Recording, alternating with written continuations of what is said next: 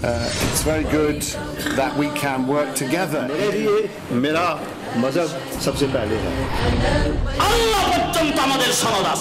I was shocked. Indian regime paid cash bounties for killing Sikhs. Allah send salam. Ask Abu Bakr, is he happy with me?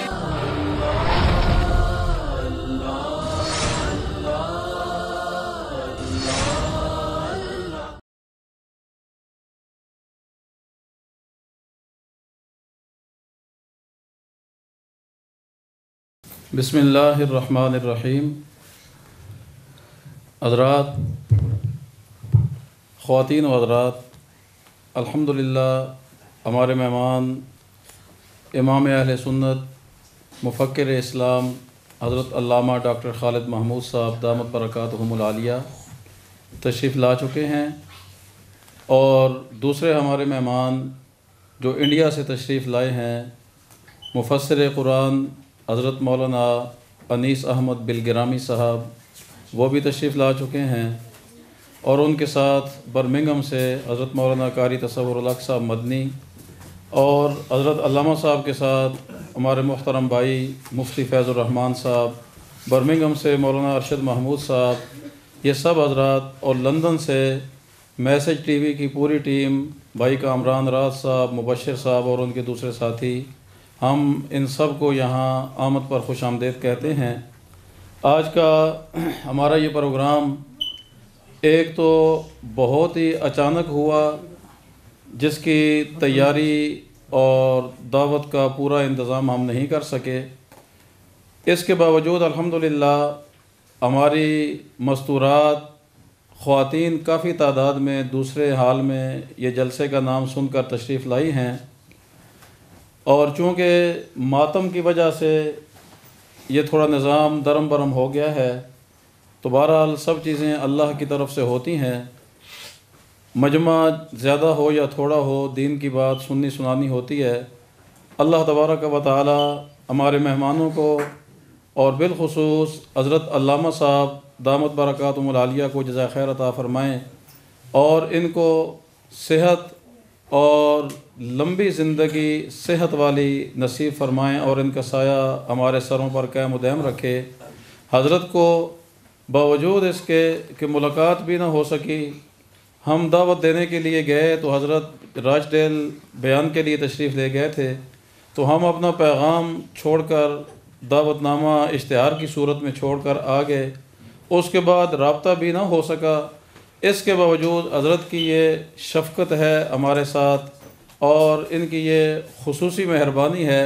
हम इस पर इनको बहुत ही शुक्रिया भी अदा करते हैं और दुआ करते हैं अल्लाह तबारक व तआला इनको जज़ाए खैर नसीब फ़रमाए। तो चूँकि टाइम काफ़ी गुज़र चुका है और हज़रत ने बाद में अकेडमी में जो दरस देना होता है उस दरस में भी तशरीफ़ ले जाना है, तो हमने ये सोचा है कि हम सबसे पहले हज़रत अल्लामा साहब का बयान करा लेते हैं और बाकी जो मेहमान हैं इंशाअल्लाह उनका बयान और प्रोग्राम बाद में होगा। तो अभी मैं हज़रत के शुरू करने से पहले हज़रत मौलाना कारी तसव्वुरुल हक़ साहब मदनी, उनकी खिदमत में गुजारिश करता हूँ कि वो तशरीफ़ लाएँ और अपनी बात फ़रमाएँ। उसके बाद हज़रत चाय पी लेंगे और बयान शुरू फरमाएँगे। बिस्मिल्लाहिर्रहमानिर्रहीम। हज़रात उलमा किराम और मेरे अज़ीज़ भाइयों और मेरी मोहतरमा बहनों, हम सब के लिए पहली ख़ुशी की बात तो ये है कि मदरसा इरशादुल इस्लाम में आज इस प्रोग्राम के रखने की वजह ये बनी कि इदारा के बच्चों का सालाना इम्तिहान था और इम्तिहान के बाद यानी गुज़िश्ता तालीमी साल की तकमील के मौका पर वालिदैन के साथ बुनियादी नशिस्त का ये अहतमाम किया गया। चुनांचे मैंने हज़रत कारी अब्दुल रशीद साहब से दरख्वास्त ये की कि इस मकामी प्रोग्राम को आप मुल्की प्रोग्राम में तब्दील फरमा दें, और उन्होंने ये हमारी दावत कबूल की और आज अल्हम्दुलिल्लाह न सिर्फ ये कि मुल्क से हजरात यहाँ मौजूद हैं, बल्कि बैरून मुल्क से भी मेहमानों की एक बड़ी तादाद यहाँ मौजूद है।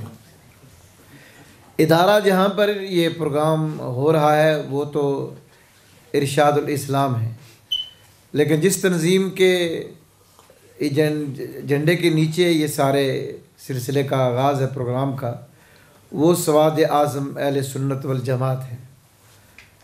इस मुल्क में हमारी बहुत सारी तंजीमें जो दीनी लिहाज से काम कर रही हैं और मुख्तलिफ़ जिहतों से काम कर रही हैं।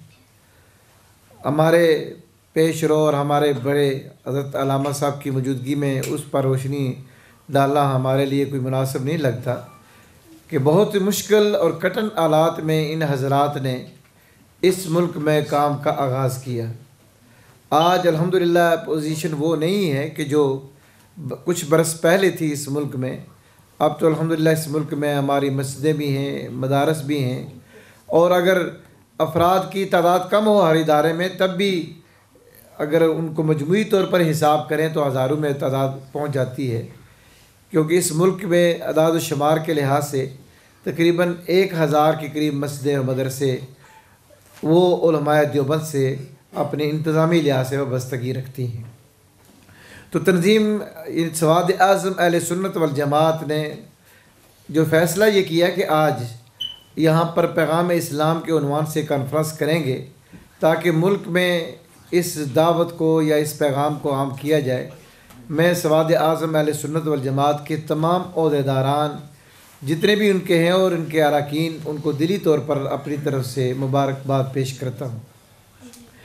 और ये तसव्वुर भी मैं चाहता हूँ कि भाई ज़रा अमलन ख़त्म किया जाए कि हमारे यहाँ सोच ये है कि जो काम मैं कर रहा हूँ या मेरी तंजीम या मेरे प्लेटफार्म से है वो तो शायद दीन बन जाएगा, लेकिन उसके अलावा अगर कोई दीनी काम कर रहा है तो वो ना तो किसी सताइश में आता है और ना उसको कोई इस बात को शामिल करने के लिए तैयार है कि ये दीनी काम है।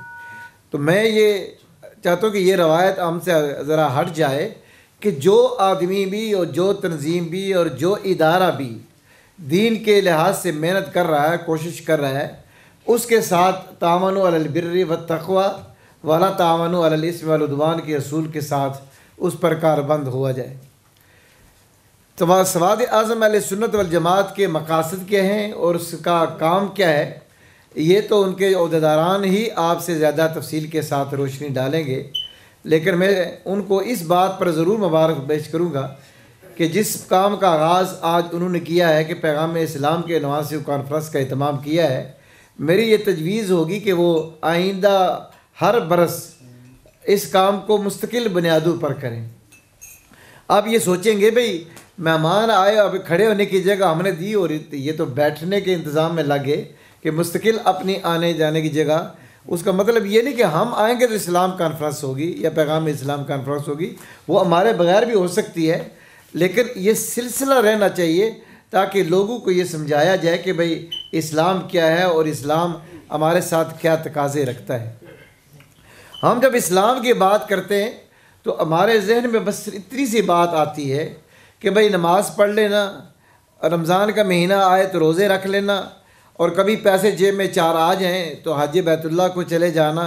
हमने अपने इस्लाम को सिर्फ इतना ही समझ लिया है कि यही इबादत इन्हीं का इस्लाम है। ये ठीक है कि ये इस्लाम में से हैं, लेकिन यही चीज़ें इस्लाम नहीं हैं। ये वो बुनियादी चीज़ है जिसको हमें अपने माशरे के लोगों को, सोसाइटी के लोगों को आगाह करना है कि भाई इस्लाम क्या है। अगर इसको खुलासे के तौर पर ये कहें तो ये कि हमारी अपनी सारी ज़िंदगी को अल्लाह की मर्ज़ी के मुताबिक डालना, इसका नाम इस्लाम है। इन्ना दीन इंदल्लाहिल इस्लाम, कि हमारी ज़िंदगी का राह गुज़र कैसे हो, हम किस तरह अपने आप को, हमारी रात कैसे गुज़रे, हमारा दिन कैसे चले, हमारी नशिस्त कैसी हो, हमारी बर्खास्त कैसी हो, हमारी खलवत कैसी हो, हमारी जलवत कैसी हो, हम स्कूल में हूँ तो कैसे हूँ, हम फैक्ट्री में हूँ तो कैसे हूँ, हम अदालत की कुर्सी पर बैठे हूँ तो कैसे हूँ, हम एक गाड़ी चलाने पर मामूर हैं तो कैसे हो, हम अपने घर के अंदर हैं तो हमारे घर के लोगों के साथ क्या सलूक हो। हम ज़िंदगी के हर शोबा को जब इस देखेंगे तब जाके इस्लाम बनता है। और इसके अलावा अगर हम ज़िंदगी के गुजारने का कोई रास्ता और तलाश करेंगे तो वह मैं यबतग़ी गैर इस्लाम दीनन, अगर ज़िंदगी के गुजारने का कोई और रास्ता हम तलाश करेंगे फलन युक़बल मिन्हु, तो वो हमारी निजात की बुनियाद नहीं बन सकता है। ये है वो रूह के जो हम खुलासे के तौर पर तफसील से हज़रत अल्लामा साहब इस पर रोशनी डालेंगे। हम तो ख़ुद सीखने की बात में हैं, और इसी तरह हमारे मुफस्सिर कुरान शेखुल हदीस मौलाना अनीस अहमद साहब बिलग्रामी वो। तो मैं अर्ज़ ये करूँगा, इस बात की खुशी है कि सवाद आज़म अहले सुन्नत वल जमात ने अब इस चीज़ को उठाया है, और इस उठाने का मकसद ये है कि हम अपनी सोशल लाइफ में भी, अपनी डे एंड नाइट की लाइफ में, और अपने हर ज़िंदगी के शोबा के अंदर मुसलमानों को इस बात के लिए रियलाइज़ कराएं, उनको इस बात के लिए बावर कराएं कि वो चंद रसूमात इबादत तक अपने आप को महदूद न करें। और इस्लाम का ये जो तसव्वुर उन्होंने पेश कर दिया है, ये इस्लाम के साथ मैं समझता हूँ कि इंसाफ नहीं है। हमने ये तो बाकी मज़ाहबी की तरह इसको भी एक छोटा सा मजहबी शोबा बना लिया है, बल्कि दीन इस्लाम तो हमारी पूरी ज़िंदगी को अहाता करता है। वमन लम यहकुम बिमा अंज़लल्लाहु फउलाइका हुमुल काफ़िरून, जो अल्लाह के अता करदा अहकामात से हटकर ज़िंदगी गुजारता है तो उसका गोया अल्लाह के साथ कोई ताल्लुक़ बाकी नहीं रहता। और ये अहकामात कहाँ कहाँ हमने चलाने हैं, ये हमें और आपको खुद से अंदाज़ा करना चाहिए कि ये हुक्म सिर्फ़ कुर्सी अदालत पर बैठने वाले के लिए नहीं है कि वो इसका पाबंद है कि ये हुक्म नाफज करे, और जो उसके सामने बैठे साहिर की हैसियत से वो उसका पाबंद है, बल्कि हर मुसलमान कलमा पढ़ने वाला उस हुक्म के नफाज से, ज़रूरी नहीं कि जो फोर्स के ज़रिए हो, बल्कि आज खुद से हम इसके पाबंद हैं कि हमारे अंदर सच्चाई बाकी रहनी चाहिए, दयानतदारी बाकी रहनी चाहिए, किसी के माल को गसब करने की बात नहीं होनी चाहिए, किसी के हुकूक को छीनने की बात नहीं होनी चाहिए, पड़ोसी को अजियत पहुँचाने की बात नहीं होनी चाहिए। ये तमाम सारी बातें इस्लाम हमें सिखाता है, और यही इस्लाम की रूह है जिसको हमें समझने की ज़रूरत है। तो मैं तफसील में नहीं जाना चाहता, मैं तो ख़ुद से अपनी सिर्फ इतनी शिरकत के लिए आया हूँ कि ये जो काम हज़रत कारी अब्दुल रशीद साहब ने सवाद आज़म के प्लेटफार्म मुफ्ती तकी साहब, मौलाना यूनुस खान साहब, मौलाना शफीक साहब और इनके बाकी जुमला साथियों ने जिस काम को शुरू किया है, ये काम देखें जब इब्तिदा होती है तो हमेशा आदमी तकलीफ दे सूरत हाल से गुज़रता है, लेकिन जब आप एक दरख्त लगा के उसको पानी देते रहते हैं तो चंद बरसों के बाद वो तनावर दरख्त बन जाता है। अभी जिस कॉन्फ्रेंस सीरत के अंदर ये मेहमान पाकिस्तान से, ये इंडिया से आए, मुझे अच्छी तरह याद है, और वो पिछली पूरी हिस्ट्री हमारे अभी वो किताब की शक्ल में भी मौजूद है जो हमने 23 साल कॉन्फ्रेंस सीरत कॉन्फ्रेंस की। ये भी बात बताते हुए मैं हज़रत के साथ उनसे तायीद चाहूँगा कि भाई ये भी खुश आइंद कदम है इस मुल्क के लिहाज से कि हमने जो 23 साल तक सीरत कॉन्फ्रेंस इस मुल्क में की और अभी इस 24वें साल की थी, इसका पूरा माजी अल्फाज के अंदर मुहित करके हमने वो 23 साल रुदात भी शाया कर दी कि भाई 23 साल तक की कॉन्फ्रेंस को कैसे की है। तो उसमें हम जहाँ हमें ये ज़िक्र मिलेगा कि उन कॉन्फ्रेंसों में कौन कौन मेहमान शरीक होते रहे और कौन कौन सी कम्यूनिटी लीडरों ने उसमें हिस्सा दिया, वहाँ पर यह भी हकीकत मालूम होगी कि किस कैफियत के साथ वो प्रोग्राम शुरू हुए। तो जितनी तादाद आपकी है, मुझे अंदाज़ा लगता है कि शायद इससे कुछ ज़्यादा तादाद नहीं थी जब हमने पहली दफ़ा प्रोग्राम किया, लेकिन जो इस तादाद के साथ प्रोग्राम शुरू हुआ था, आज अगर हम ये बात कहें तो शायद इसमें मुबालगा नहीं होगा कि ख़त्म नबूवत कॉन्फ्रेंस को छोड़ के वो तो एक तमाम लोगों के अंदर एक ऐसी मुसलमान हकीकत बनी है कि अपने या पराए उसमें कोई मसलक की वहाँ पर क़ैद नहीं रहती, सारे के सारे लोग उसमें शरीक हो जाते हैं। लेकिन एक मसल की बुनियाद पर, एक ऐसे तबके की बुनियाद पर कि जिसको उलमाए देवबंद कहा जाता है, और जब ये लफ्ज़ आता है तो हम एक शनाख्त के साथ आ जाते हैं। हमें ओपन डोर आने के लिए शायद नहीं रहती है, लेकिन इस महदूद नाम के साथ भी जो हमने प्रोग्राम शुरू किया, आज ये नहीं कि हम ये दावा करने जा रहे हैं कि भाई हमने कोई तीर मारा है, बल्कि ख़ुद से उनके तबकात के लोग भी जो बरेलवी जो अपने आप को कहते हैं जी हम मेजॉरिटी में हैं, मैं कहा करता हूँ उनसे दोस्तों से कि मेजॉरिटी आपकी कैसे है। एक दफ़ा जंग दफ्तर में हमारा एक डेलीगेशन गया तो बात ये चल रही थी जी कि आप कम होकर ईद अलग से क्यों करते हैं, मेजॉरिटी ईद तो फ़लाँ दिन करती है। मैंने उनसे पूछा कि जी आपकी दलील क्या है कि मेजॉरिटी फ़लाँ दिन ईद करती, कहते जी ये फ़लाँ आदमी मेजॉरिटी है। मैंने कहा जी मुझे इससे गर्ज़ नहीं कि आप क्या कह रहे हैं। मैंने कहा गार्डियन अखबार अंग्रेज़ का अखबार है, मेरी अखबार नहीं और ना आपकी रिपोर्ट शुदा है जिसने कोई डंडी मारी किसी एक ने, उसकी आज से बरस पहले की रिपोर्ट के मुताबिक कि 1000 मस्जिदें हैं इस मुल्क में जो बनी हैं, और उन 1000 मस्जिदों में से 700 मसाजिद का ताल्लुक उलमाए देवबंद से है। तो मैंने पूछा कि आप ये बताएं कि उन 700 मस्जिदों में ईद कब होती है। तो अगर 700 मस्जिदों में ईद दूसरे दिन फलां तारीख को होती है और ये बाकी मस्जिदों की ईदें फलां तारीख होती हैं, तो आप बताएं कि मेजॉरिटी ने फ़ैसला ठीक किया है या ये मिनॉरिटी का फ़ैसला है जिसको आप मेजॉरिटी का नाम दे रहे हैं। तो बात यह है कि मैंने कहा कि भाई हम मतलब साबित कर सकते हैं कि कौन सवाद आज़म है। बात सवाद आज़म से ही चली थी।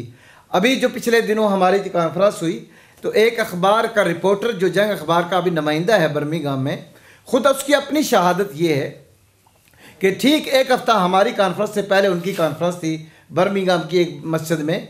तो उसने कहा कि खुद मेरा गवाही ये है कि उसका मजमा इससे शायद आधा से भी कम था जो आपकी मस्जिद के अंदर था। कहने को ये है कि अल्हम्दुलिल्लाह अब ये नहीं कि उलमा की तादाद हमारे जलसों में देखने को मिलती है कि भाई ये मदारस चूँकि इनके ज़्यादा होते हैं लिहाजा मौलवी तो इकट्ठे हो जाते हैं, लेकिन आम पब्लिक इनके साथ इत्माद नहीं करती है।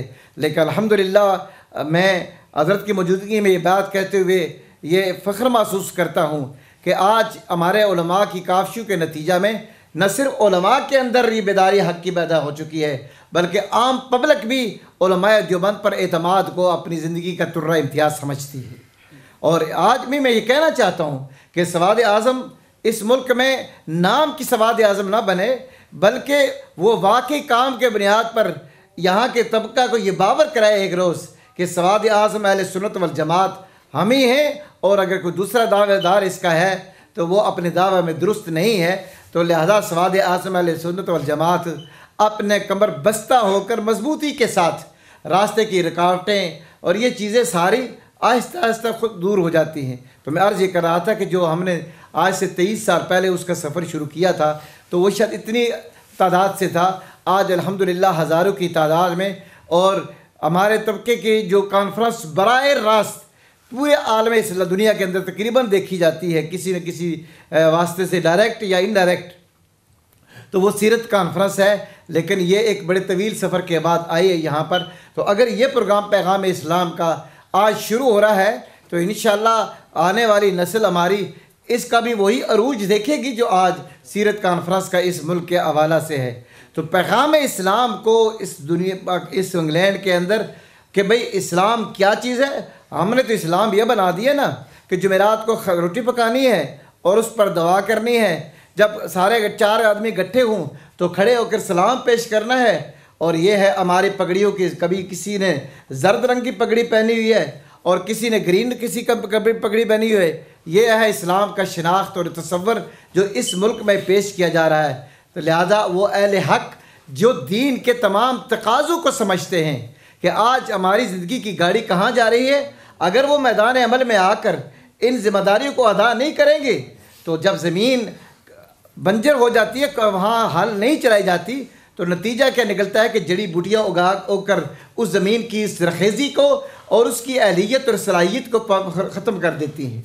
तो इंसानों के अंदर हक़ का कबूल करने की जो सलाहियत मौजूद है, अगर हम उन तक अपनी बात को उस अंदाज से, दलाइल से और उसको पूरे कुरान और हदीस की रोशनी में और अपने अकाबर के एक बेहतरीन उसवा की रोशनी में उन तक पेश नहीं करेंगे तो नतीजा ये निकलेगा कि गुमराही, ज़लालत और दीन से दूरी के लोग अदरात पेश होंगे। तो इस्लाम के हकीकी तसव्वुर को पेश करने के लिए आज अमलन लोगों ने रसूमात को इस्लाम का नाम दे दिया है, लेकिन आम आदमी के लिए अब इम्तियाज़ करना बहुत मुश्किल हो गया है। जब तक अब आप हद फैसल नहीं खींचेंगे कि इस्लाम क्या है और गैर इस्लामी हरकत क्या हैं, तो लोगों का इस्लाम पर कायम रहना बाकी बहुत मुश्किल होगा। मैं बात को ज़्यादा तूल नहीं देना चाहता।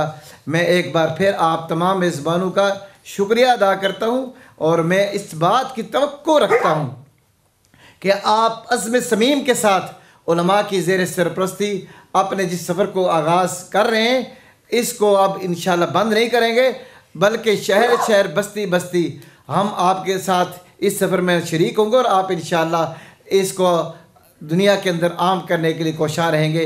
वो आखिर दावाना अनिल हम्दुलिल्लाहि रब्बिल आलमीन। अल्हम्दुलिल्लाह कारी साहब ने तारफ़ी और मकसद की सब बातें आपके सामने रख दी हैं। इंशाअल्लाह जब हमने पहला प्रोग्राम पाकिस्तानी कम्युनिटी सेंटर में किया था तो पहले ही प्रोग्राम में हाल को भर दिया था। इंशाअल्लाह आइंदा साल अल्लाह ने अगर ज़िंदगी दी और तौफीक दी तो इंशाअल्लाह ये पैगाम इस्लाम कॉन्फ्रेंस जो आज इदारे में, ये समझें कि एक मशवरा है, ये बतौर मशवरे के है, चूँकि ना हमारे पास वक़्त था, ना हमने इसकी तैयारी की और ना ही कोई यानी तैयारी कर सके। तो इंशाअल्लाह अल अज़ीज़ इस काम को और इस नाम को आगे फैलाने के लिए हमारे जो साथी हैं सवाद आज़म अहले सुन्नत वल जमात के मुफ्ती मोहम्मद तकी साहब, मौलाना मोहम्मद शफ़ीक साहब, मौलाना यूनुस खान साहब, हाफिज़ मोहम्मद इरशाद साहब, मौलाना मोहम्मद अहसन साहब जो ब्रेडफोर्ड होते हैं, आना था लेकिन अभी तक वो नहीं पहुंच सके, शायद वो भी आ जाएं। और अभी अल्हम्दुलिल्लाह प्रोग्राम में हमारे शहर के पुराने 2 आलिम जिन्होंने तकरीबन 30 साल का अरसा इसमें गुजार दिया है, मौलाना कारी शम्सुर रहमान साहब, मौलाना मोहम्मद इदरीस साहब, वो भी यहाँ मौजूद थे। तो अपने किसी काम के लिए कहीं और जाना था तो इसलिए वो इजाज़त लेकर गए हैं। तो अल्हम्दुलिल्लाह हम जो हज़रात यहाँ मौजूद हैं, हमारी ख़वातीन माएँ बहनें बेटियाँ काफ़ी तादाद में दूसरे हाल में मौजूद हैं। तो हम ये समझेंगे कि ये प्रोग्राम मर्द भी बैठे हैं, लेकिन असल जो पैगाम आज पैगाम इस्लाम है वो इन मर्दों के सामने हम अपनी ख़वातीन को देंगे इंशाअल्लाह। तो मैं बात को ख़त्म करता हूँ। हज़रत अल्लामा साहब तशरीफ़ फरमा हैं तो मैं उन्हीं को ख़िताब की दावत देता हूँ। इंशाअल्लाह इस उन्वान पर सारी तफसीली बात हज़रत अल्लामा डॉक्टर खालिद महमूद साहब दामत बरकातुहुमुल आलिया फरमाएँगे। अल्हम्दुलिल्लाह अल्हम्दुलिल्लाह व सलामुन अला इबादिहिल्लज़ीना इस्तफ़ा।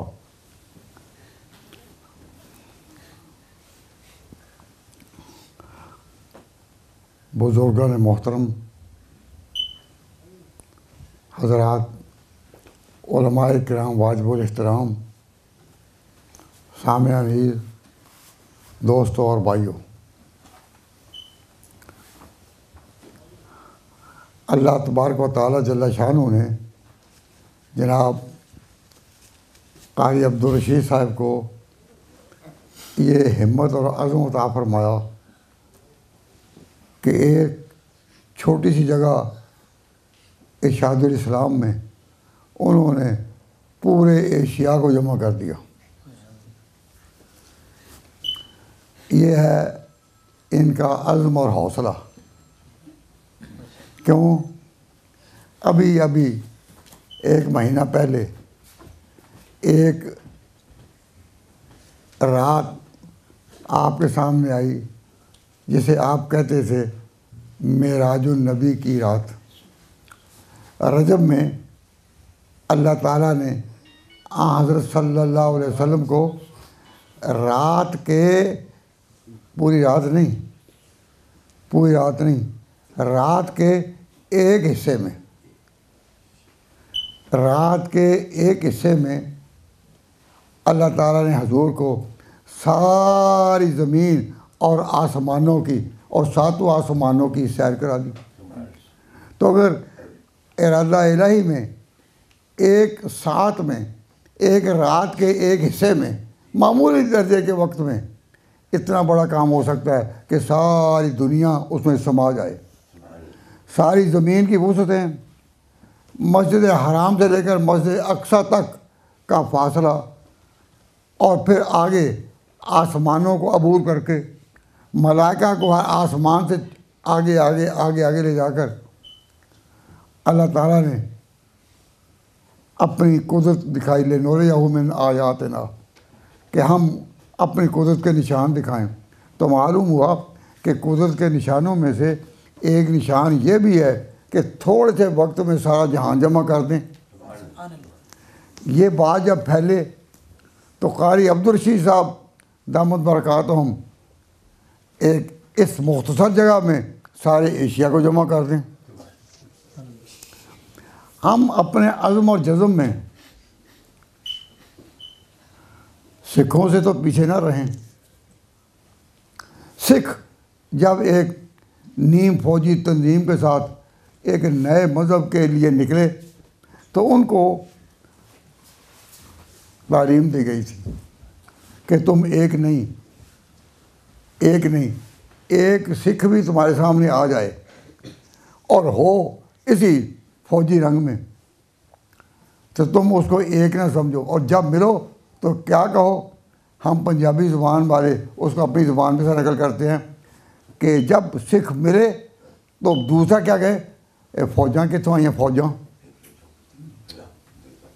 फौजां कितों आईयां। यानी एक सिख सामने है और ये कह रहा है कि तुम एक फ़ौज हो। तो अगर वो एक आदमी को एक फ़ौज कह सकते हैं तो क्या हम ही अपने अज़्म और जज़्म में क्या उनसे भी पीछे हैं। इसलिए ये जो कारी साहब ने हिम्मत की और इश्तिहार को मैंने देखा तो मैं इनके अज़्म और इरादे पर कि एक जगह में इतना इन्होंने, और मुसलमानों का जो सबसे बड़ा तबका है उसको इल्मी तौर पर कहते हैं सवाद आज़म, यानी सबसे बड़ा। तो एक जगह ये पूरी आलमी और यूरोप की ही यकसाई ना थी बल्कि सवाद आज़म भी उसी में समा गई। तो मैं इस मुनासबत से कि इसमें एक नाम आया है, क्या सवाद आज़म तो एक इल्मी लफ्ज़ है, इसकी तो तशरीफ़ात में है, लेकिन पहले लफ्ज़ आले सुन्नत वल जमात ये क्या है इसको आप समझने की कोशिश करें। इस बात को उठाने की ज़रूरत क्या है। मैं इस तरफ तवज्जो दिलाने के लिए ये अर्ज़ करता हूँ कि रमज़ान का महीना आ रहा है, चंद दिनों के बाद रमज़ान अपनी सारी बरक़ात लेकर आ जाएगा। अल्लाह ताला रमज़ान को पाने और उसका हक़ अदा करने की तौफ़ीक़ अता फ़रमाए। तो हमारे बच्चे भी यहाँ बहुत से बैठे हैं और ख़वातीन भी बैठी हैं, बच्चियाँ भी बैठी हैं। तो मैं जब भी उनसे पूछता हूँ कि रमज़ान ने आपको क्या दिया, तो वो कहते हैं दो चीज़ें दी। एक ये हुक्म दिया, ये अमल कि रोज़े रखो, और दूसरा तरावी पढ़ो। तो सवाल ये था कि रमज़ान ने आपको क्या दिया। सब ने कहा कि रमज़ान ने हमें रोज़े और तरावी की तालीम दी। हमने दिनों को रोज़ा रखा और रात को तरावी के लिए जागते रहे। तो मैंने कहा ये तुमने सही जवाब दिया, मैं इनकार नहीं करता, लेकिन कितने ही रमज़ान आप पर आए होंगे और आपने गुजारे होंगे। इस दूसरे सवाल को भी साथ में लाए कि रमज़ान ने आपको क्या अकीदा दिया, रमज़ान की वजह से आपको क्या अकीदा मिला है। इस पर तो हमने कभी गौर ही नहीं किया। मैंने कहा रमज़ान से आपको दो अमल तो मिले, क्या रोज़े रखना और तरावी पढ़ना, दो अमल तो मिले, लेकिन इससे रमज़ान ने आपको अकीदा क्या दिया। कहते ये हमें तो किसी ने बताया ही नहीं। मैंने कहा कि आपने पूछा ही नहीं, अगर आप पूछे तो बताते ना। आप पूछते तो बताते ना। अरे हमें किसी ने बताया ही नहीं, अल्लाह के बंदो तुमने पूछा ही नहीं। ये तो तुम क्या पूछते रहे कि रमज़ान ने क्या हमें अमल दिए। उलमा ने कहा कि दिन को रोज़े रखो, रात को तरावी, लेकिन ये तो तुमने पूछा ही नहीं है। और आप में से बेशतर हज़रात ऐसे होंगे जो कहेंगे कि हमें इस तरह तो किसी ने तवज्जो नहीं दिलाई। तो मैं आज थोड़ी सी मुख्तसर बात में थोड़ी तवज्जो दिलाता हूँ। जिसके नामों की नहीं है इंतहा, जिसके नामों की नहीं है इंतहा, इब्तिदा करता हूँ उसके नाम से। मैं एक दो वाक़यात अर्ज़ करूँगा और फिर इस सवाल पर कि रमज़ान ने आपको अक़ीदा क्या दिया है,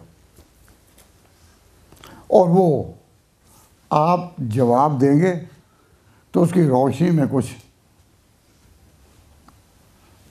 चलेंगे। आप भी एक एक फ़र्द अपनी जगह फ़ौज से कम नहीं है।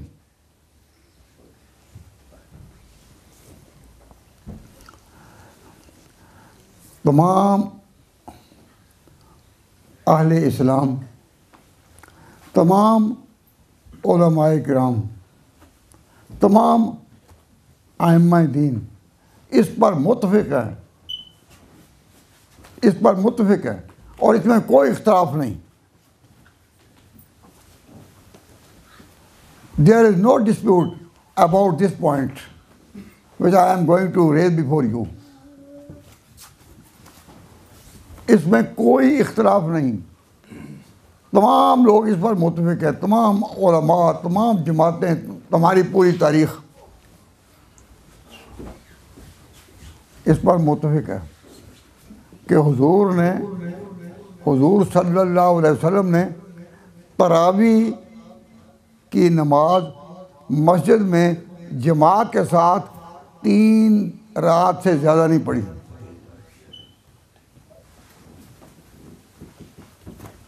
फिर सुन लीजिए, हुज़ूर ने तरावी की नमाज मस्जिद में जमात के साथ 3 रात से ज़्यादा नहीं पढ़ी। All the traditions and jurists agree on this issue, on this point, कि सिर्फ 3 रात पढ़ी।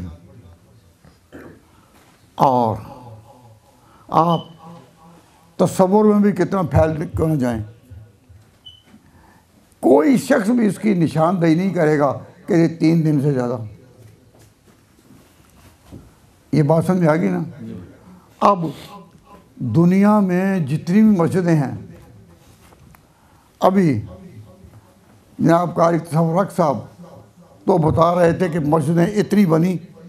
मैं कहता हूँ इतनी यहीं सिर्फ नहीं, पूरी दुनिया में जितनी मस्जिदें बनी अब तक और जो हैं अब तक, कोई मस्जिद ऐसी बताओ जिसमें तरावी की जमात 3 दिन होती हो। कोई इमाम ऐसा हो कि जो कहे कि बेहतर यही है, सुन्नत रसूल यही है, हदीस का तकाजा यही है। कोई एक 4 दांगे आलम में, हत्ता कि दुनिया की सबसे बड़ी मस्जिद जो इब्राहीम की बिना है अलैहिस्सलाम, खाना काबा, उसमें भी पूरा महीना 29 या 30 रात तरावी होती है। उसके बाद मस्जिद नबी को देखो जिसमें बहार है मदीना मुनव्वरा की, उसमें भी पूरा महीना होती है। मस्जिद अक्सा को हम छोड़ चुके, लोग बहुत से हमसे मुंह मोड़ चुके, लेकिन वहाँ भी जिस दर्जे में भी होती है तो तरावी की नमाज पूरा महीना होती है।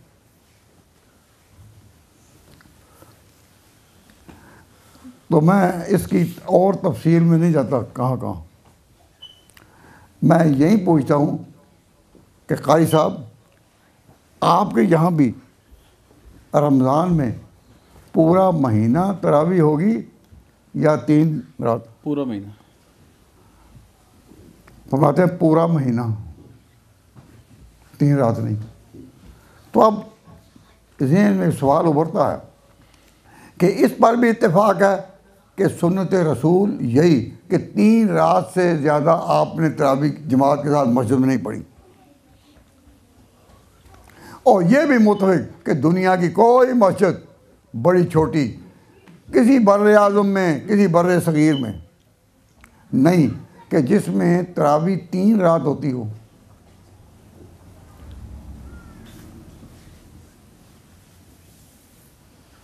तो क्या आप इसमें हैरत की वादी में नहीं घूम रहे कि जब सुन्नत पैगंबर तो ही है ये 3, तो इस पर अमल क्यों नहीं? मैंने ये थोड़ी सी ये इसकी तमहीद में अर्ज़ कर दी है कि वाक़या यही है कि वहाँ 3 रात से ज़्यादा नहीं, और उम्मत में पूरी मस्जिदों में, दुनिया की मस्जिदों में, बड़ी मस्जिदों में, तारीख़ी मस्जिदों में पूरा महीना तरावी होती है। ये मैं सादा ज़ुबान में बात कर रहा हूँ और बात मैंने दोहरा कर कही ताकि कोई ये ना समझे कि समझ नहीं आई। आप सबको समझ आ गई है? तो क्या आपके ज़हन में कन्फ्यूजन पैदा नहीं हो रहा कि या अल्लाह हम तो मुसलमान हैं, हजूर के उम्मती हैं, हजूर का कलमा हमने पढ़ा है, तो हजूर ने अगर 3 रात से ज़्यादा नहीं पढ़ी, हजूर ने अगर 3 रात से ज़्यादा नहीं पढ़ी, तो आज या अल्लाह ये माजरा क्या है? क्या आप वादी हैरत में नहीं गिर गए कि सवाल हो कि क्यों? सवाल ज़हन में आ गया ना, लेकिन इसका जवाब जो है वो बड़ा तलख सा है, चूँकि यहाँ दिया नहीं गया। तो बाज़ औक़ात एब्रप्टली हम जवाब दें तो लोग हमारे बारे में शक करेंगे कि ये क्या कह रहे हैं। तो मैं डरता हूँ कि बात कहूँ या ना, वरना बहुत से हज़रात यही होंगे कहेंगे ये इन्होंने कैसे बात कर दी। लेकिन मैं अला वजह बसीरत कहता हूँ कि इस बात को सोचने की ज़रूरत है। क्यों? मैंने पहले सवाल अर्ज़ किया था कि जब हमसे पूछा जाए कि रमज़ान ने क्या आपको दिया, तो सारे कहेंगे कि 2 अमल तो दिए, रोज़ा रखना और तरावी पढ़ना। लेकिन ये बात कि रमज़ान ने आपको क्या अक़ीदा दिया, ये तो आपने सुना ही नहीं। नौवार्द मैं खान ना हूँ अदम, मालूम नहीं है जाम में क्या, इस सोच में खोया बैठा हूँ, परहेज़ करूँ जब भी जाऊँ। मैं बात कहूँ या ना, ज़हन में तज़ब्ज़ुब आया कि मसला बड़ा ही अहम है, लेकिन शायद उन लोगों के लिए जिन्होंने कभी इस पर गौर नहीं किया वो हकीकत तलख ना हो। तलख का मतलब कड़वी ना हो, और कड़वे घूंट पीने वाकई मुश्किल होते हैं।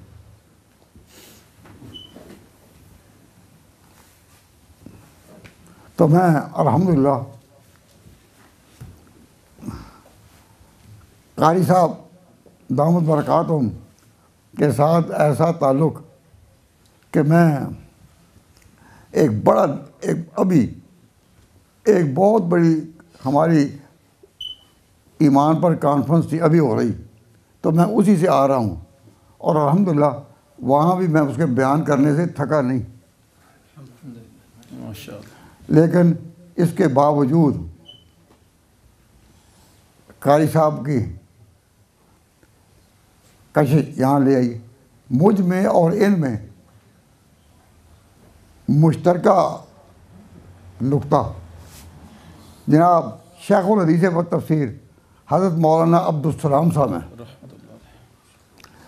जिनके साथ मेरा पुराना ताल्लुक़ चला आ रहा था और उसी ताल्लुक़ के साए में ये भी बड़े हुए और इनका घराना भी। इनका भी निकाह उसकी मदद से मैं और इनके बेटे का जो अभी इनका वो भी मैंने पढ़ाया। तो पूरा ख़ानदान और मेरी पूरी रिवायात मुझे उस माहौल से दूर नहीं कर सकी। अल्लाह ताला उन पर रहमतों के फूल बरसाए। तो मैं थोड़ी सी जिसारत करता हूँ, कड़वी बात कहूँ तो ज़रा दब कर अल्लाह ताला की आजिज़ नवाजियों से हम मायूस नहीं, वो बात उतार ज़हन में उतारने की तौफीक अता फरमाए।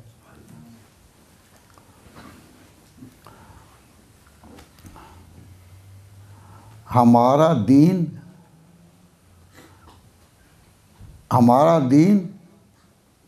दीन इस्लाम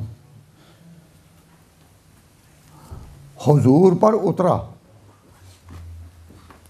लेकिन पूरा इस्लाम हुजूर से चला नहीं। हज़रत सल्लल्लाहु अलैहि वसल्लम पर शरीयत कितने साल उतरती रही? कितने? 23 ईयर्स, 23 साल हुजूर पर शरीयत उतरती रही और शरीयत was completed in 23 years by gradual development of the line. Gradual development कहते हैं कि आहिस्ता आहिस्ता आहिस्ता आहिस्ता। कभी वक्त था कि नमाज़ें 2 थीं, फिर वक्त आया कि नमाज़ें 5 हुई, कभी वक्त था कि किबला और था, फिर वक्त आया कि किबला और हुआ। तो कुरान करीम की आयात उतरती रहीं। कितना अर्सा लग गया? कितना अर्सा लग गया? 23 ईयर। और जो ही दीन मुकम्मल हुआ, अल्लाह ताला ने हुजूर को आखिरत में बुला लिया।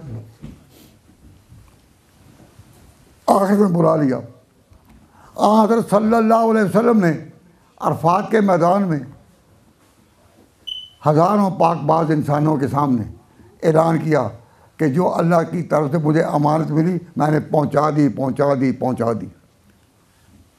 बल्लग तो बाद दई तो नसाह तो मैंने पहुँचा दी। सारे सामीन ने इकरार किया कि आपने पहुँचा दी। बड़ा खुशी का इजहार हुआ। उस वक़्त सब खुश और खरामा थे कि हाँ हमारा दीन मुकम्मल हो गया, सिवाय एक के।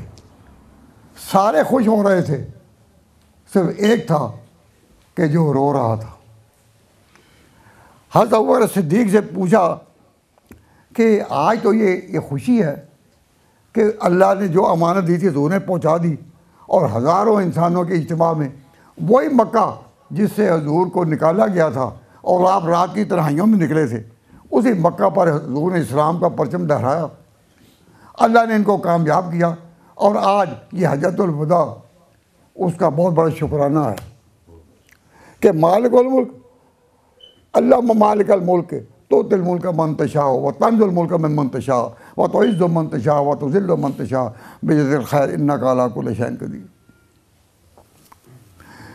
तो हुजूर पर इस्लाम उतरा, शरीयत उतरी, और वो मुकम्मल हुई कितने सालों में? 23 सालों में। और जो ही मुकम्मल हुई सफ़र आखिर पेश आ गया। तो पूरा इस्लाम जो है, पूरा इस्लाम complete in all its aspects, जो अपने तमाम पहलुओं में कंप्लीट हो, वो दुनिया में चला किन से? चला सहाबा किराम से।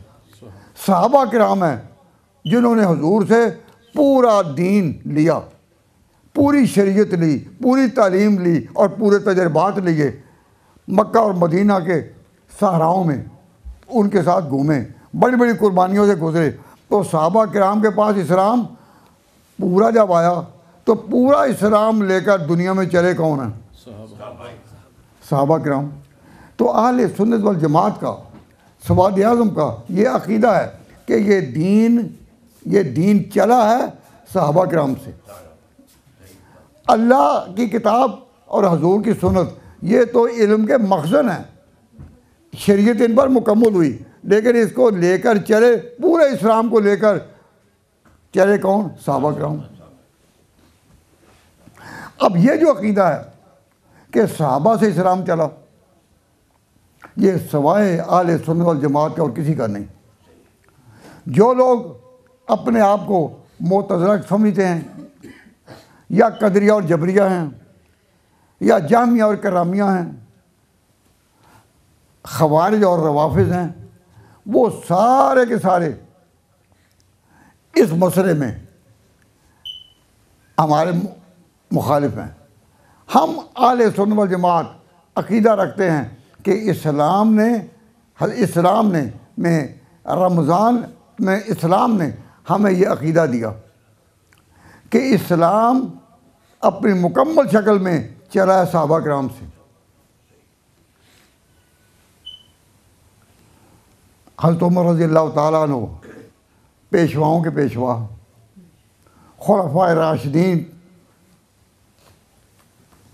ये हज़रत उमर वो खड़े होते हैं, सारे सहाबा उनके साथ मुत्तफ़िक हैं। हज़रत अली मुर्तज़ा और दूसरे सब मुत्तफ़िक हैं, और वो कहते हैं, तफसील के बगैर कहता हूँ, कि तरावी की नमाज मस्जिद में पूरा महीना होगी। सारी उम्मत ने, सारे सहाबा ने इस बात को कबूल किया, और उस वक्त से लेकर अब तक शरीयत यही चली आ रही है। तो आप खुदारा इंसाफ करें और बताएं कि मुकम्मल इस्लाम किन से चला? क्यों जी काजी साहब, मैं कोई ज़्यादती तो नहीं कर रहा, बात तो मैंने तरह कही है। जिसकी गोली निकलनी बहुत मुश्किल कड़वी होगी, लेकिन आप जब फैलेंगे बात में तो आप इस पर कि मुकम्मल इस्लाम चला किन से? सहाबा से। और दीन उतरा किन पर? हजूर पर। इल्म के ख़जाने क्या हैं? अल्लाह की किताब और हजूर की सुन्नत। लेकिन इसको लेकर अमली तौर पर चलाना और इसके लिए निकलना, ये इसके लिए जो तबका इस बात के लिए उठा कि सहाबा की लाइन पर हम चलेंगे। अब थोड़े से ये बात भी याद रखें कि ये किसने बताया था कि सहाबा की लाइन पर चलें? वो वाले सुन्नत हैं। मैं कर्ज करता हूँ, हजूर ने ख़ुद एक दफ़ा कहा कि मेरी उम्मत कई फ़िरक़ों में मुतफ़र्रिक़ हो जाएगी। वो 72 फ़िरक़ों में चले, यहाँ 73 निकलेंगे। कुल्लुहुम फिन नार इल्ला वाहिदा, सारे गलत होंगे, सिर्फ एक सही होगा। तो हजूर ने क्या कहा? बोलिए, एक सही होगा। हजूर ने कहा कि नहीं, सबको लेकर चलो। आज हमें जब हम इज्तिमात पर जाते हैं तो हमें लोग कहते हैं कि जी ऐसी बात करें जो सब माने। इस्लाम मस्जिदों में चाहिए न्यूट्रल, सब माने। तो भाई अगर ये बात इस तरह होती तो हजूर ने जब कहा 73 फ़िरक़ों में होंगे, सारे गलत होंगे, एक सही होगा, तो उन्होंने पूछा कि वो सही कौन सा होगा? आपने कहा मा आना अलैहि व अस्हाबी। हजूर ने क्यों ना कहा सही वो होगा जो सबको लेकर चले? इसके लिए कोई ज़ईफ़ से ज़ईफ़ रवायत भी ऐसी नहीं जो कहे कि सबको लेकर चलो। लेकिन हमें कहा जाता है, और यहाँ के जो अक्सर मसाजिद हैं वो गैर दीनी ऐसे हाथों में हैं कि जो कहते हैं कि यहाँ न्यूट्रल इस्लाम चलेगा मुश्तरका। तो जो मस्जिदें उलमा की क़यादत में बनी, जैसा कि बर्मिंघम की मस्जिद अली कारी साहब की क़यादत में बनी, ऐसी मस्जिदों के बारे में तो उम्मीद की जा सकती है कि वो न्यूट्रल इस्लाम नहीं, आले सुन्नत वल जमात का इस्लाम होगा, सहाबा वाला इस्लाम होगा। तो आप कहेंगे वो बर्मिंघम तो यहाँ, बात तो यहाँ ही करो। भाई यहाँ कारी अब्दुल रशीद साहब ने यहाँ पर ऐलान कर दिया, सवाद आज़म आले सुन्नत वल जमात के नाम पर कॉन्फ्रेंस शुरू कर दी। जो मस्जिद अली की बात थी इन्होंने यहाँ तो नहीं। मैं ठीक कह रही हूँ या आप भी न्यूट्रल हैं? नहीं। कारी साहब कहेंगे हमें सहाफ़ी होने के लिहाज से पाराया तो ऐसा अपनाना पड़ता है कि जिसमें हम बताएं कि हम सबको लेकर चलेंगे, लेकिन अंदर की बात वो वही है जो तुम जानते हो और हम जानते हैं। मैं आपसे पूछता हूँ कि पूरा महीना मस्जिद में जमात के साथ तरावी पढ़ना ये किन से चला? सहाबा कराम से। और सहाबा कराम में सारे शामिल हैं, लेकिन नुमाया तौर पर दो हैं, नुमाया तौर पर दो। कौन से? हज़रत उमर और हज़रत अली, ये नुमाया तौर पर दो हैं। ये किसने कहा कि नुमाया तौर पर ये दो हैं? ये इमाम तिरमिज़ी रहमतुल्लाह अलैह ने अपनी सुनन में कहा। फरमाते हैं व अक्सर अहलिल इल्म अलामा रोवयान उमरा व अलीन, भाई दो नाम, तो इनकी लपेट में सारे नाम आ गए। तो फरमाया इमाम तिरमिज़ी ने कि अक्सर अहल इल्म उस पर है जिस पर ये दोनों बड़े मुतफिक हैं, उमर और अली, कि तरावी 20 रकात है। अब हमारे कई ऐसे साथी भी हैं जो कहेंगे कि तरावी हम हज़रत उमर से जो 20 रकात के वो नहीं लेंगे, तो भाई फिर सारा महीना पढ़ो भी ना, ये सारा महीना पढ़ना तो उनसे लें और रकात अपनी। लेने और देने का तराजू तो एक ही चाहिए ना। वो कौमें जो लेने और देने के तराजू मुख्तलिफ हैं उन्हें कुरान मुतफ़्फ़िफ़ीन कहता है। अब पूरा महीना रमज़ान में मस्जिद में तरावी की नमाज हो, ये तो लें इन बुज़ुर्गों से जो हज़रत उमर और हज़रत अली, वो अक्सर अहलिल इल्म अलामा रोवयान उमर व अलीन, और कहते वो मैं कह नहीं वो अपनी हमारी। मैं इस बहस में नहीं जाता, इस वक्त तरावी की रकात बयान करने मकसूद नहीं। मैं कहता हूँ कि आपको रमज़ान ने क्या अक़ीदा दिया कि दीन चलेगा सहाबा कराम से।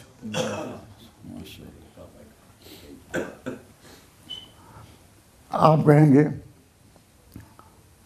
कि ये यकदम मुकम्मल तो हुआ उन पर और अब ये सहाबा का हो गया। मैं कहता हूँ कि ये मुझे ना कहो, ये अल्लाह रब्बुल आलमीन से क्या अल्लाह हजूर पर जब दीन उतरता रहा तो तेरा इरशाद यही रहा कि ये दीन हजूर का है। इन कुन्तुम फी शक्किन मिन दीनी, तो दीन किसका? हजूर का। जब काफरों को मुखातब किया गया तो कहा गया ऐ पैगम्बर कह दो लकुम दीनुकुम वलिया दीन, तुम्हारे लिए तुम्हारा दीन, मेरे लिए मेरा दीन। तो दीन की निस्बत और इजाफत किधर रही? हजूर की तरफ। और जब दीन सारे मराहल से गुजर कर तकमील के मरहले में आया तो अल्लाह ताला ने उन्वान बदला। क्यों? अल यौम अकमलतु लकुम दीनकुम, आज मैंने तुम्हारा दीन मुकम्मल कर दिया। अल्लाह ये क्या बात है कि दीन सारे का सारा जो है अब सहाबा की तरह हो गया। बोला तो जब तक दीन उतरता रहा, शरीयत उतरती रही, हजूर पैगाम देते रहे, तो दीन शरीयत हजूर की। जब मुकम्मल हुआ तो किन की? भाई ये तालिब इल्म बैठे हैं, तालिबात भी बैठी हैं, वो समझती हैं कि अरबी में एक को कहते हैं का और ज़्यादा कहते हैं कुम। एक को कहते हैं का, दूसरों को कुम। तो मैं कहता कि अल यौम अकमलतु लका दीनका नहीं कहा, लकुम। तो लकुम है जमा, तो लकुम में मुखातब कौन है? खुदा के लिए कहे ना, सहाबा कराम। अल यौम अकमलतु लकुम, और फिर एक दफ़ा नहीं दीनकुम, फिर 2 दफ़ा। व अतममतु अलैकुम 3 दफ़ा। अल यौम अकमलतु लकुम दीनकुम व अतममतु अलैकुम नेमती व रज़ीतु लकुमुल इस्लाम दीना। तो कम अज़ कम 4 दफ़ा जो दोहराया गया कि दीन चलेगा सहाबा से, तो अगर आप कह दें कि राशिदीन से चला 4 ही से ज़रा बात को समझ रहे हैं ना। तो अल्लाह ताला ने दीन की नस्बत किधर कर दी? सहाबा की। तो अगर आले सुन्नत वल जमात की कुतुब अकायद में ये कहा गया कि ये दीन उनसे चला है, सहाबा से, तो चूँकि दीन उनसे चला है इसलिए हमारा अकीदा ये है कि किसी सहाबी पर तनकीद जायज़ नहीं। लोग ऐसे भी कई आएंगे जो कहेंगे कि जी हम सहाबा को में जब इख्तलाफ हो तो अमल तो एक बार ही करेंगे ना, सबको तो नहीं कर सकते। तो हमारा मसला है ये कि सहाबा में से हर किसी की पैरवी आप पर फ़र्ज नहीं, लेकिन हर किसी को तनकीद से बाला समझना आपके ज़िम्मे है। पैरवी किसी एक ही कर लो, सहाबा का इख्तलाफ हो किसी एक ही पैरवी कर लो, पर दूसरे सहाबा जिनकी पैरवी नहीं कर रहे उनको बुरा ना कहो, उन पर तनकीद ना करो। ये वो तबका है जिनके बारे में अल्लाह ने कहा कि पहले और पिछले बराबर तो नहीं हैं, पहले और पिछले सहाबा बराबर तो नहीं हैं, लेकिन कुल्लुम वादल्लाहुल हुस्ना, अल्लाह ताला ने जन्नत का वादा सबसे किया हुआ। तो ये वो तबका है जो पूरे का पूरा अल्लाह ताला ये बिशारत पा चुका। तो सहाबा में से किसी की पैरवी करो दूसरे की ना, ये तो जायज़ है। सिर्फ पैगंबर की पैरवी इस तरह कतई दर्जे की है कि जिसमें दूसरा इस्तेमाल नहीं। इनकी में इख्तलाफ हो सकता है, लेकिन जिससे कि तुम पैरो नहीं उस पर उंगली ना उठाओ। तो हम अपने अकायद में बयान करते हैं कि नकफ़ु अलसनतना अन ज़िक्र सहाबत इल्ला बिखैर, कि हमारी ज़ुबानें बंद हैं सहाबा के बारे में, जब खुलेगी खैर से खुले। नकफ़ु अलसनतना अन ज़िक्र सहाबत इल्ला बिखैर, जब भी खुलेगी खैर से खुलेगी। तो ये अकीदा हमें कि दीन सहाबा से चला, ये किसने दिया? कहो रमज़ान ने। तो रमज़ान ने जो अकीदे दिए वो क्या है कि ये दीन चला सहाबा से। एक शख्स ने सवाल किया, अभी सवाल किया क्या कि ये ठीक है कि दीन सहाबा से चला, लेकिन हम तो अब तक यही समझते आ रहे थे कि दीन हमारा कुरान से चला। उसका चश्मा इल्म क्या है? कुरान। तो दीन कुरान से चला। तो आराम से आप उनसे पूछते हैं भाई ये कुरान यकजा किसने दिया? अबू बकर सिद्दीक ने। हज़रत अबू बकर सिद्दीक की खिलाफत थी तो कुरान जो हजूर छोड़ गए वो मुख्तलिफ दस्तावेज़ात में था, मुख्तलिफ दस्तावेज़ में था। It was written in different manuscripts and different writings, and on the suggestion of Umar bin Khattab radiyallahu ta'ala anhu, Hazrat Abu Bakr Siddiq managed for its completion in form of a book। एक किताब की शक्ल कुरान को किसने दी? सहाबा किराम ने। तो पहली खिलाफत की ये शान कि इसमें कुरान यकजा हुआ, एक जगह कुरान जमा हुआ था। पहले से हाफिज़ों की ज़ुबान पर भी था, उनके सीनों पर भी था, लेकिन एक किताबी शक्ल में कब हुआ? सारा कुरान एक जगह कब जमा हुआ? पहली खिलाफत में। और यकजा कब पढ़ा गया? दूसरी खिलाफत में, हज़रत उमर के दौर में। यकजा कब किया गया? पहली में। और यकजा पढ़ा कब गया? एक ही जगह पर 29 या 30 रात में पढ़ा गया, ये दूसरी खिलाफत में। और फिर एक किरात पर लाया गया।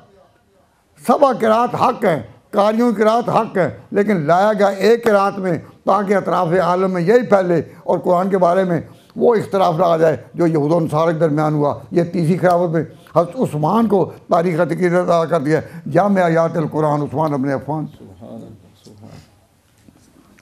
और इसको इसके मानी के गिर्द, इसके मतालिब के गिर्द पैरा देने में हज़रत अली आगे बढ़े और हजूर बशार दे चुके थे कि मेरी उम्मत में ऐसे भी होंगे जो कुरान के मतालिब के लिए उसी तरह मैदान में आएंगे जिस तरह के अल्फाज के लिए मैं आता रहा। इन मिनकुम मन युक़ातिलु तावील कुरान कमा क़ातल तौरात तंज़ील या कमा क़ाल नबी सल्लल्लाहु अलैहि वसल्लम। रिवायत किया इस हदीस को इमाम अहमद ने अपनी मुसनद में और इमाम तहावी ने मुश्किल आसार में। तो अर्ज़ ये कर रहा हूँ कि रमज़ान ने आपको क्या दिया? पूरा कुरान। रमज़ान ने आपको क्या दिया? कि दीन सहाबा से चलेगा। दीन किससे चलेगा? सहाबा से चलेगा। और आज क्या दिन है? हफ्ता जी। कल क्या था? जुमा। तो जुमा में आपने एक नमाज में, यानी जुमा की नमाज जो है, उसके लिए अजानें कितनी थी? क्या? दो। तो दो अजानें कब से चली?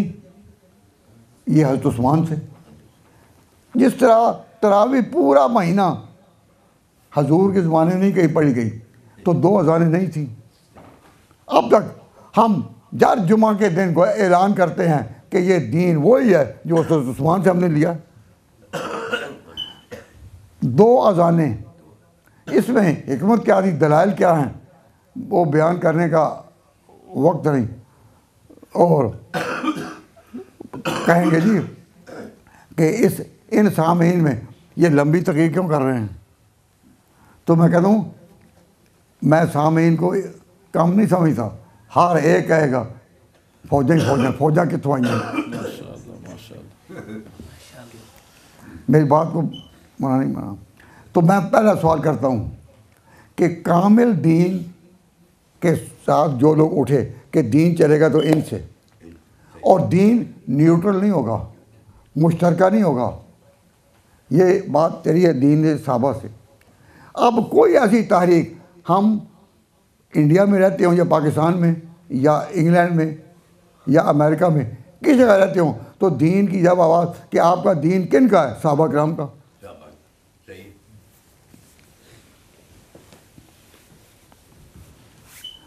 कई लोगों ने मेरी इस बात, खैर वो मैं बहुत छोड़ता हूँ। तो दीन हमारा सहाबा किराम से चला, और जो लोग इसको लेकर चले उनका नाम तारीख़ ने महफूज रखा है आले सुन्नत वल जमात। और मुसलमान कहलाने वाले तो और भी कई हैं, सब पर तो कुफ्र का फतवा नहीं। जो कतियात के मुनकर हैं उन पर तो कुफ्र का फतवा है, लेकिन सब पर तो नहीं। लेकिन इन सब में हक पर कौन है?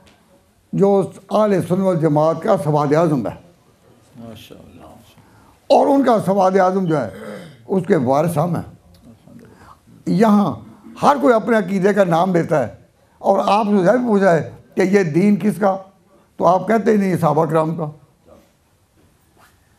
ये खुल कर कहें तो फिर ये आवाज़ चलेगी। और ये बात जो है ना, इल्म का सरचश्मा अल्लाह की किताब और पैगंबर की सुन्नत है। लेकिन दीन के अमीन कौन है? यह अमानत किन के पास है? सहाबा किराम के। हजूर ने इनको मुखातब कहा, ऐ मेरे साथ तो फी कौम, मैं तुम में छोड़कर जा रहा हूँ दोनों चीज़ें, किताब भी और सुन्नत भी। कौम, तुम अमीन हो। तो सहाबा किराम क्या हैं? अमीन।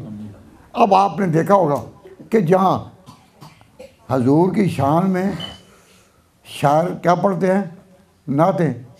और अल्लाह रब्बुल इज़्ज़त की शान में हम्दो सना। तो जहाँ अल्लाह रब्बुल इज़्ज़त की शान में हम्दो सना वो पढ़ते हैं, आप सुनते हैं या नहीं? हजूर की शान में वो नाते पढ़ते हैं और आप सुनते हैं या नहीं? तो सहाबा किराम के बारे में आकबत, उनकी मनकबत क्यों नहीं पढ़ते? मनकबत अबी बकर भी, मनकबत उमर भी, मनकबत उस्मान भी, कम से कम 4 दफ़ा जब अल्लाह कहता है कि हमने दीन मुकम्मल किया, 4 कौम कौम कौम, तो तुम इन चारों के इज़्ज़त की, इनकी अज़मत की, और ये तुम्हारे पेशवा हैं, इसकी धूम मचा दो। मैं इन अल्फाज पर बात ख़त्म करता हूँ, लेकिन एक बात ज़रूर कहता हूँ कि अभी ख़त्म नबुव्वत की कॉन्फ्रेंसें होने वाली हैं, और कई कॉन्फ्रेंसें तो हो चुकी, लेकिन ख़त्म नबुव्वत की कॉन्फ्रेंसें होने वाली हैं। तो ख़त्म नबुव्वत का ने आपको, अकीदा तो है ख़त्म नबुव्वत का, लेकिन ख़त्म नबुव्वत ने आपको किस लाइन पर खड़ा किया? ख़त्म नबूवत ने इस लाइन पर खड़ा किया कि हुजूर के बाद कोई नबी नहीं आए, कह दो, कोई नबी नहीं आए पैदा होगा, कोई नबी आपके बाद पैदा नहीं होगा। ख़त्म नबूवत ने यह अकीदा दिया ना। तो मैं एक बात जिस पर ख़त्म करता हूँ, कारी साहब बताएं, और यहाँ तो माशाअल्लाह 2 कारी साहब, मैं उन दोनों से सवाल करता हूँ कि ख़त्म नबूवत ने तो ये अकीदा दिया कि हुजूर के बाद कोई नबी नहीं, और ये अकीदा कि हुजूर के बाद कोई नया मसला नहीं, मसले सारे वही हैं जो पहले शरीयत में तय हो चुके। ये किन्होंने दिया? ये उलमाए देवबंद ने। उलमाए देवबंद ने ये तो कहा कि अकीदा ख़त्म नबूवत का हुजूर के बाद कोई नबी नहीं, लेकिन साथ ही कहा कि हुजूर के बाद कोई नया मसला नहीं। तो पहली बात के ख़िलाफ़ कौन चले? उनको कहते हैं कादियानी। कादियानी उसके ख़िलाफ़ चले और उन्होंने कहा कि इस किस्म का नबी आ सकता है। लेकिन हुजूर के बाद नए मसाइल आ सकते हैं, इनके लिए भी कोई उठा या नहीं? इनके लिए पूरा तबका है जो अपने आप को आले सुन्नत कहता है, और हम उनको आले सुन्नत कहना जो है कहते हुए हिजाब महसूस करते हैं कि दीन में तुमने एक एक बात के गिर्द कितनी बिदात फैला रखी है। एक एक मसले पर दुरूद शरीफ के गिर्द कितनी, नमाज जनाज़ा के गिर्द कितनी बिदात हैं, अज़ानों के अंदर तुमने कितनी बिदात को लपेटा है। अगर ख़ातमुन नबिय्यीन के बाद किसी नबुव्वत तस्वर नहीं तो नए मसाइल कहाँ से आ गए? तो मैं चूँकि ऐसी कोई बात नहीं कहता जो किसी के बार गिरा गुजरे, तो मैं ये नहीं कहता कि ये बिदात कहाँ से आ गई। मैंने एक बड़ा इसके लिए आम लफ्ज़ इस्तेमाल किया है, नए मसाइल, क्योंकि नए मसाइल से कोई बिगड़ता नहीं ना कि दीन में अगर नया नबी नहीं आ सकता तो नए मसाइल आ सकते हैं।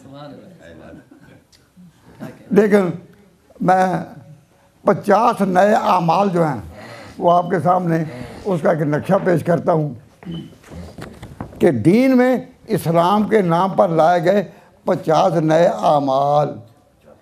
तो ये नहीं कहा बिदात, क्यों? अपने भाइयों से बिगाड़ना तो नहीं। लेकिन ये जो 50 नए अमाल क्या हैं?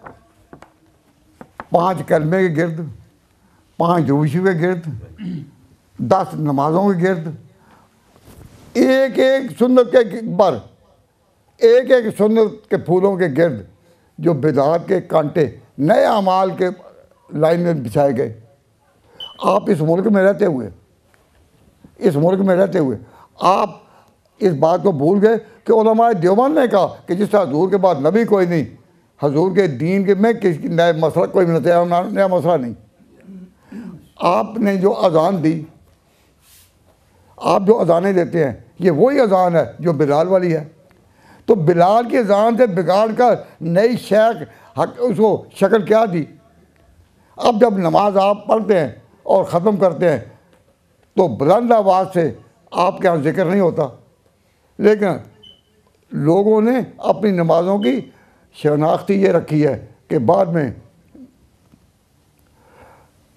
मैं अर्ज़ करता हूँ, आप में जो उलमा हैं उनसे अगर कोई आकर पूछे कि ये नमाज के ख़त्म करने में कौन कौन सी बिदात हैं, अज़ान के अदा करने में कौन कौन सी बिदात है, कौन कौन से नए मसाइल हैं, तो पढ़े तो हर चीज़ आपको मिलेगी मुदल्लल। लेकिन हमारी कौम ने ये इरादा किया कि पढ़ना ही नहीं। तो अल्लाह के बंदो, जब आपने कहा कि पढ़ना ही नहीं, तो आप वही का पहला लफ्ज़ और नुज़ूल कुरान का जो पहला लफ्ज़ है वो जाने पहली दफ़ा जब जिब्रील आए हुजूर पर तो कहा इकरा, पढ़ें। अब इसकी रोशनी में मुसलमान और हुजूर का उम्मती हर वही नहीं जो पढ़े इकरा। अल्लाह का पहला हुक्म, जिब्रील का पहला लाया हुआ लफ्ज़, हुजूर का पहला अदा किया गया वही के उन्वान से लफ्ज़ क्या है? इकरा, पढ़ें। और आज मुसलमानों ने कई मदरसे अपने बना रखे हैं, इकरा। तो ये सारे अल्फाज गूंज रहे, पढ़ो पढ़ो पढ़ो। तो आपने ये तो कहना है कि 50 नए अमाल हैं, कफनों के गिर्द कितने हैं, दिया पूरी फर्ज, लेकिन आपने पढ़ना नहीं। एक शख्स ने तो कहा जी ये है 50 नए अमाल, हम तो 50 नहीं पढ़ते, 6 ही पढ़ेंगे। ये चार्ट है जिसमें कि 50 अमाल की पूरी फहरिस्त है। ये है इस तफरीक के साथ कि कलमे गिर्द कितनी है, अजान की गिर्द कितनी है, नमाज़ों की गिर्द कितनी है, कब्रों के गिर्द कितनी है, सारी है।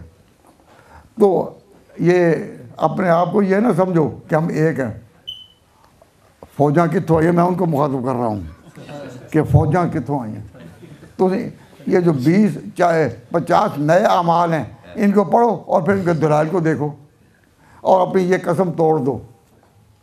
कसम तोड़ने के लिए 3 रोज़े होते हैं ना, तो जहाँ पूरा रमज़ान रोज़े रखेंगे तो 3 रोज़ों की तरह तो ये तो कसम तोड़ दो कि हमने जो ना पढ़ने की कसम खाई तोड़ देते हैं। वमा अलैना इल्लल बलाग।